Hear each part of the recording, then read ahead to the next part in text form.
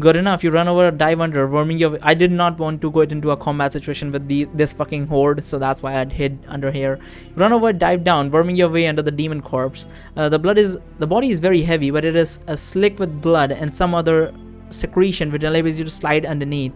Breathing hard from your struggle, some of the fluid gets into your mouth. It is bitter, it numbs your tongue and makes you spit in horror and revulsion, and it takes all your will not to scream. When you feel you have concealed yourself adequately, you stop to rest. The stink is terrible, probably a type 5 demon or worse, you think. The sounds of battle and snarls and shouts are muffled only a little by the body atop you. Unable to see out from under the crushing weight, you can only imagine that something terrible will find you and rip you apart with claws and teeth. We are all playthings of the gods, you think, remembering the old saying. Here you lie helpless, perhaps waiting for death as Agra plays out her immortal politics.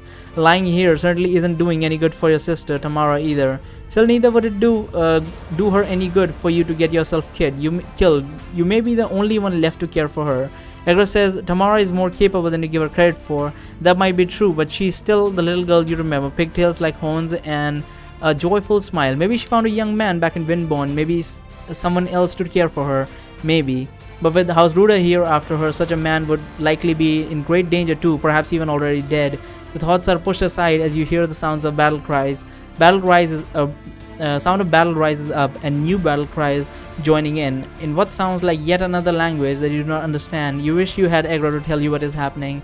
Hell's come, comes a voice in common, probably one of the Medroths. No, it's actually, I'm guessing, who could it be? I'm guessing it's, if they're saying it in common, then I'm guessing it's fucking Aletheia. Hell's come, comes a voice in common, probably one of the Medroths. Hell, devil, maybe? You wonder, demons are of the abyss and devils of the hell. Really? I didn't know that. I mean, I technically knew that, but they never really put that out there straight. I see. You're pretty sure that's right. Perhaps the devils that had been following the demon horde has picked this moment to strike. Logical, you think. Strike the enemy when they're already engaged. Third party, as we call it in fucking Battle Royale.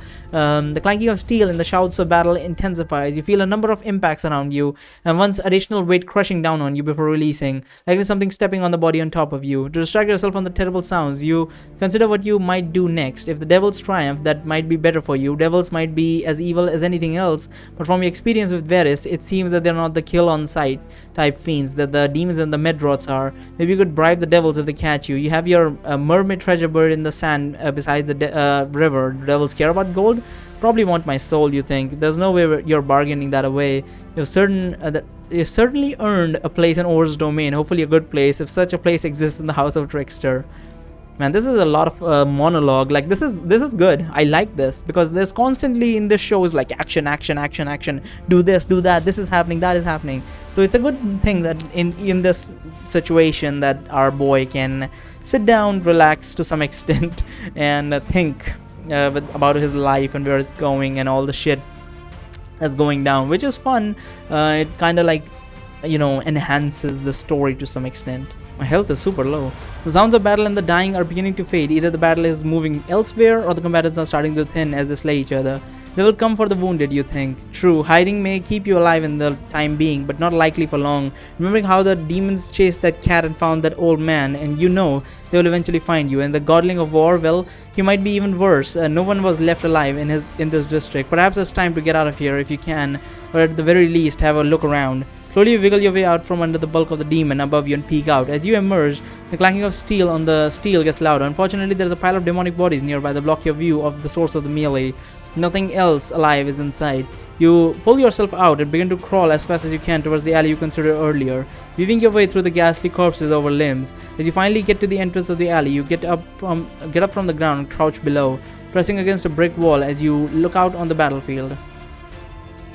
Now we get a checkpoint. How fucking long is this? The main battle does seem to have moved on down the street, perhaps 300 meters or so. Demons battle with what are likely devils as succubi and other fiends circle above. Closer though, on the street before you, 3 Medroths remain alive. 2 of them are engaging in an epic sword duel as the third watches several meters away, a grin on his face. The 2 combatants move so swiftly they are a blur, even as they deftly negotiate the corpses underfoot. The sword crash together with terrific force. Yeah, so they really are skilled, like they're very much skilled. and our boy just barely survived that. Like, he cannot fight even a fucking damaged one, and they can considering they can repair themselves. um the two combatants, the swords crash together with terrific force, showering the gore around them with sparks. Both soldiers are wounded. The backplate of one ripped open, and the other has blood seeping out from the rings around his armor's hip joint. Spectator Medrod waves at you. His amused grin turns into a large smile of delight. Cold fear grips you. You're about to turn to flee when you spot the familiar amulet around the warrior's neck. Egra, you think. Indeed, this is the same Medrod that you had fought, who now wears the amulet. Just as you remember him, his helm is gone, and there's the caked blood on the side of his face. Just then, one of the combatants slipped slightly on the blood-slicked chest of an Orthrax corpse. His foe takes this advantage. He lunges in and slashes through the chain coif, protecting the opponent's throat. As soon as the other warrior falls, the Egra-possessed soldier attacks the soldier in a flurry of blows. "Slay us both, champion," shouts the Egra-possessed soldier. You clutch the hilt of his sword. It vibrates with need, urging you to battle. Before you know it, you draw the weapon, begin silking towards the combatant. You had hoped to sneak in for a backstab, but the Medrod, despite being pressed hard by Egra's possessed Medrod, sees you coming and turns. "Die, warmonger scum," you shout as you charge, hoping to rattle him and give Egra an advantage. Rather than get distracted, the Medrod clearly pivots and parries the blow from your flaming sword, and parries Egra. Holy shit. You pretend to trip on a corpse and behind you and begin to fall. The Medrod lunges and swings low. You parry his strike and go on the offensive. Oh, that's a fake one. Go on the offensive as holy flames burst from your sword. Expertly, he falls back a step, but with amazing speed, Egra dodges to the side and strikes like a snake, slamming the plated arm of your foe, bringing down his guard long enough for you to bring your blade down on his shoulder. Your Lathian blade rips through his armor and beds in the flesh beneath. He twists away as though to escape, but Egra trips him, making him stumble. With a single mighty blow, you cleave his back plate, severing the spinal cord. Egra-possessed Medrod smiles. Well done. He drops his sword and falls down to his knees. "Quickly, champion, slay me with that Lathian blade. I cannot hold him much longer in this." Your blade flares up with joy, and you swing with all your might. Your blade connects with the side of his neck, cuts clean through the chain coif, and severs his head. The headless corpse stumps to the side. A moment later, a deafening cry of anguish blasts up from seemingly all direction at once. There is clanking and scraping of metal. Navel's hold. You curse as you grab the bloody amulet at your feet and put it on. I'm guessing that scream was from the war god or whatnot. He probably did not like that. The nearest Medrod corpse slides on its own until it clanks against the one you beheaded, blurs and merges into the headless one. The other Medrod corpse stirs and commences their own lifeless journey over the battlefield towards you, the speed increasing, perhaps to also merge into the last of their fallen. You swear that you can hear trumpets blaring a sad tune. What is happening here? "Medrod is going home to Virtus," says Egra with glee. "His father will not be happy with his son's failure. Best we run from here." If Egra is telling you to run, you probably should. You sprint towards the alley. Looking back, you now see a pile of golden armored bodies heaping over one another atop the headless corpse, blurring then disappearing rapidly one after the other. Down the alley you flee. Boom! A shockwave ripples from behind, knocking you forward. Now on your hands and knees, bricks and debris raining down around you. Looking back, you see a mushroom of flame has risen above nearby roofs, right where the final Medrod has fallen. Did he fucking set off a fucking nuke or some shit? What the hell is this? Well, it's small and we are nearby, so I'm guessing it's like a bunch of TNT sort of thing. "There goes another godling," laughs Egra. You scramble to your feet and continue to run. "Did that settle the score for your father that you mentioned earlier?" you ask. One of them, says Egra. "Virtus is a thug and has inflicted many slights to my father. Now with his son vanquished, Virtus himself is diminished, and even better, humiliated. Is your intent to eliminate the godlings one by one? I dare say we will not survive," you say. "You wish to know my intent?" The tone of her voice tells you that guessing her intent is indeed a silly endeavor. Around the bend of the alley you go. Far down the alley you spot a pair of short, porty fiends with small horns, furiously flapping bat wings, hovering above the corpse of an Orthrax demon, playing tug of war with a halberd. "Quasets," says Egra, "my favorite sort of demon, the underdogs of the abyss."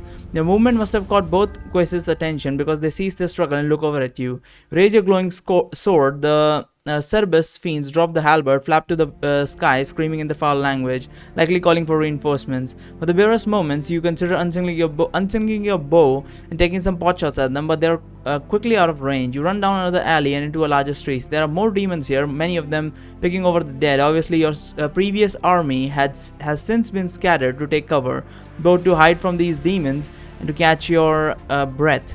Turn me back into Galmagus, you say. You take cover behind a broken wall. I don't think that's a good idea. No, it's costly. It is costly in favor. Plus, the horde looks terrible. Took terrible casualties under your leadership, says Egra.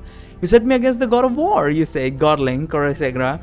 Let me gather the host and march towards the temple of eternal love as we planned. No, that's a bad idea. After witnessing you running off in a cowardly fashion, your host will likely slay you. Besides, sticking to plans is boring, says Egra. Sticking to plans is wise, when said, no, that's not a good idea.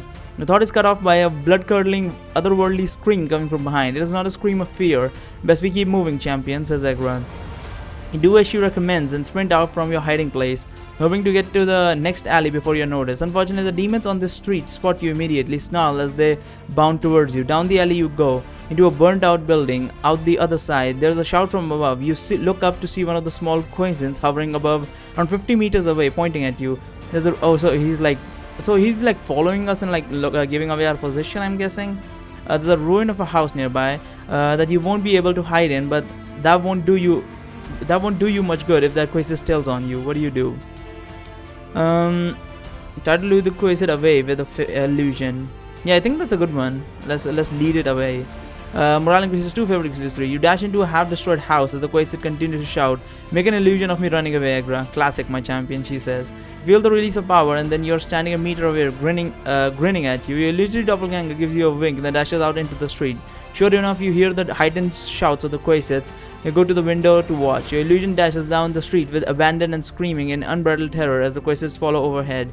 Screeching with light, a succubus soon follows. For a dreadful moment, you mistake the succubus for Zelva, but the bad wings tell you it's not her. Good. You doubt your illusion would fool a demon lord. The Quasids continue to laugh and point as the succubus shout to others unseen in their terrible language. Perhaps spurred by this alarm, a larger demon further in the distance also takes off in the pursuit. Perfect.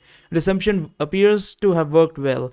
You had expected to need invisibility to keep your hiding place, but now you think you can get away with good-fashioned old stealth.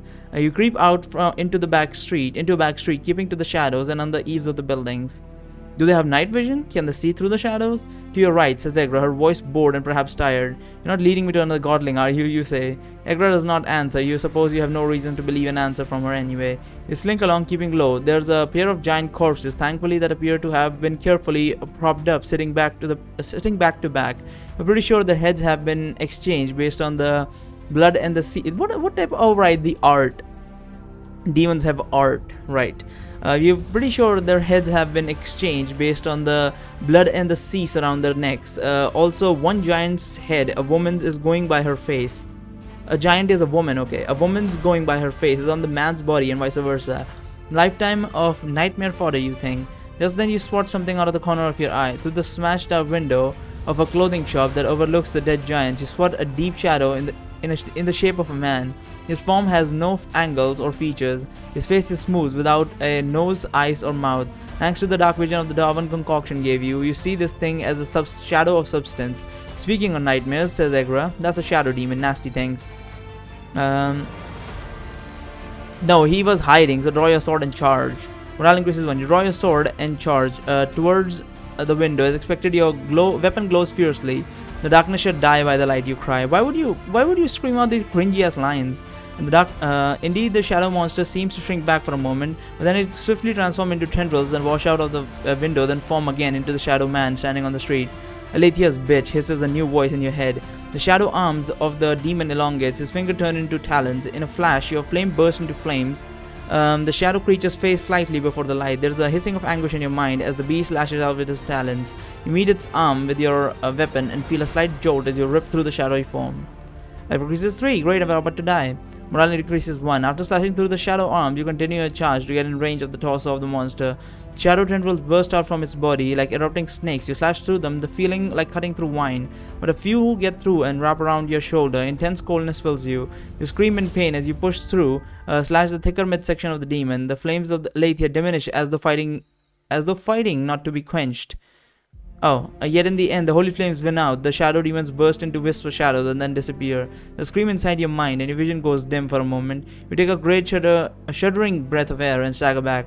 Neville's tongue was that another possession? You wonder. Can't anyone stay in their own body?